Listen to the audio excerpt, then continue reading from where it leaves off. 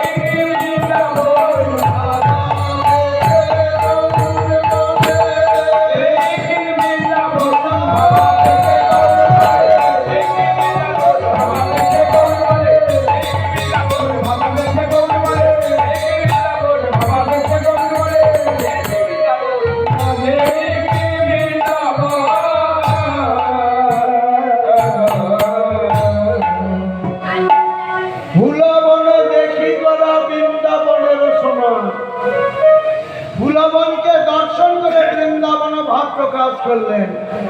এখানে ফুলের বাগান আছে? মায়েরা বলুন, এখানে ফুলের বাগান আছে? আচ্ছা, এই তো কোনো কত ফুল টাঙানো আছে, এটাই তো বাগান নাকি? ফুলের বাগান কাকে বলে? গাছ সমেত যেখানে ফুল ফুটে আছে, গাছ সমেত যেখানে ফুল ফুটে আছে সেটাই হলো ফুলের বাগান। এটা গাছ নাকি, এটাকে কি বলে? কুঞ্জ কিংবা বাসর। আস্তে আস্তে, কুঞ্জ কিংবা বাসর। তাহলে ফুলের বাগান, ফুলের বাগান কোথায়? বলে এইটা এত ফুল ফুটে আছে, এইটা এত ফুল ফুটে আছে। বলে এইগুলো ফুল, এইগুলোই ফুল। মল্লিকা মালতী জ্যোতি মত্ত মধুকর ভরণী। বলে এইটা এত ফুল প্রস্ফুটিত হয়ে রয়েছে। বলে এত ফুল? বলে হ্যাঁ। বলে ফুলের বাগানে 4 রকম ফুল আছে। কুড়ি ফুল, অর্ধেকটা প্রস্ফুটিত ফুল, পূর্ণ প্রস্ফুটিত ফুল, বাসি ফুল। বলে এই বাগানেও আছে 4 রকম ফুল। বলে কেমন? বলে 20 ফুল কারা? যাদের হয়নি সারা তারা। বলে অর্ধেকটা প্রস্ফুটিত ফুল কারা? একবার বলেছিল যারা তারা। পূর্ণ প্রস্ফুটিত ফুল কারা? যাদের হয়েছে সারা তারা। বলছে বাসি ফুল কারা? বলছে বলবো বলবো বলবো বলছে, আজও বলতে পারিনি তারা। বাসি ফুল তারা। আর একটু ক্লিয়ার করি। বলে 20 ফুল দিয়ে দেব দেবীর পুজো হয় না। আজও যারা গোবিন্দের নাম আশ্রয় করতে পারেনি, গুরুচরণ আশ্রয় করতে পারেনি, তারা 20 ফুলের সমান। কোনো মাঙ্গলিক কাজে তারা লাগে না, কোনো গোবিন্দের সেবাতেও লাগে না, কোনো দেবদেবীর নৈবেদ্য করতেও লাগে না, এমনকি তাদের হাতে ফুল তুলসী পাতা দেওয়া চলে না। তাহলে সেইগুলো 20 ফুল, সেই 20 ফুল এখানে আছে। অর্ধেকটা প্রস্ফুটিত ফুল। সংসারী হলাম, বাবা সংসারী করে দেওয়ার পর বাবা বলছে আমার বয়স হয়েছে, এবার তুমিও সংসারী হয়েছ, এবার ঠাকুর মশাই এলে অবশ্যই ঠাকুর নামটা নিয়ে নিও। যেহেতু বাবা বলছেন, না বলতে পারছি না তো, তাই বাবার সামনে দাঁড়িয়ে বলছি বেশ, আপনি যখন বলছেন অবশ্যই নিয়ে নেব। এই যে নেব বলেছি তাতে অর্ধেকটা হয়ে গেছে। আগে আগ্রহ, তারপর বিগ্রহ, তারপর আরেকটা জিনিস আছে, কি বলুন তো? 3টে জিনিস আছে, আগ্রহ, বিগ্রহ, আর শেষকালেরটা কি বলবো? শেষকালেরটা হচ্ছে গণগ্রহ। গণগ্রহ হয় না? দেখবেন মেলায় বেড়াতে গেছে, একটা কৃষ্ণ ঠাকুরের মূর্তি নিয়ে এসে হাজির, গোপালের মূর্তি কিনে নিয়ে এসে হাজির। প্রত্যেক দিন সেবা দেয় আমার মা সেবা দেয়। এবার কেসটা কি হয়েছে? কোথাও যেতে পারে না, কোথাও যেতে রাত কাটাতে পারে না। এবার বছর 2-3 সেবা দেওয়ার পর আমার মা মনে মনে ভাবছে সবাইকে যে যেখানে খুশি যাচ্ছে, 2-4টে করে রাত কাটিয়ে আসছে, ঠাকুরটা না নিয়ে এলেই ভালো। দেখবেন তার প্রমাণ, যাদের বাড়িতে গাভী মাতা আছে, বিশেষ করে গরু আছে, দুজনের মধ্যেই চেঁচামেচি আরম্ভ হয় না? যদি গাভী মাতা একটা বাড়িতে থাকে, দেখবেন সবাই যে যার চলে যাচ্ছে। আমার মা বলছে তোমরা তো চলে দিও,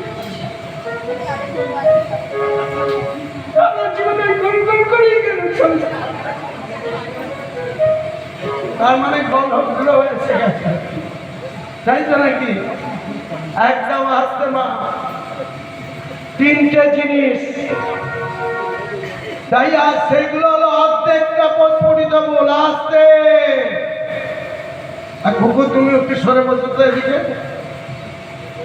দুটোই মোবাইল হয়ে গেছে, দুজনের একজনকে সরে বসতে হবে, নাহলে আমার আসরটাই ভেঙে দেবে।